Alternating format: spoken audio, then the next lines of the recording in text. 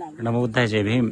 आज आम्ही भीमटेकडी जवाहरनगरच्या भीमटेकडीमध्ये आहोत आणि आमच्यासोबत हे आज आपल्याला हे आर्याजी दिसत आहेत। तर ॲक्च्युअली हे आर्याजी नसून हे नाटक मंचातील काम करणाऱ्या उपासिका आहेत, ज्यांनी आतापर्यंत खूप सारे नाटकामध्ये काम केलेलं आहे। तर आपण त्यांच्याचकडून विचारून घेऊया, आज आपल्याला कसं वाटत आहे, आज आपण ह्या विषयामध्ये एक भूमिका निभावली।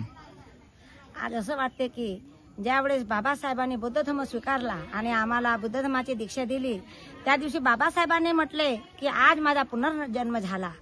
त्याच प्रकारे आज आम्हाला पण असं वाटते की आज आमच्या अंगावर चिवर आल्यानंतर आम्हाला पण असं वाटते की आज आमचा पुनर्जन्म झाला।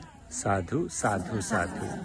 आणि तुम्ही म्हटलं की तुम्ही नाटकामध्ये काम करता, तर कोणते कोणते नाटक आहेत तुमचे? हो सर, माझ्या नाटकाचं मेन नाव आहे, ग्रुपचं नाव आहे सिद्धनाथ महिला नाट्य कला मंडळ।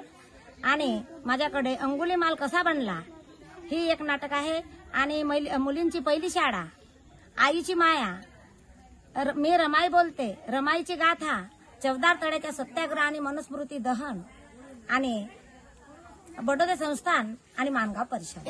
वा वा वा, ह्या खूप नाटक छान, लिहिले आहे सर। खूप आणि छान। हा माझ्या महिला करतात सर।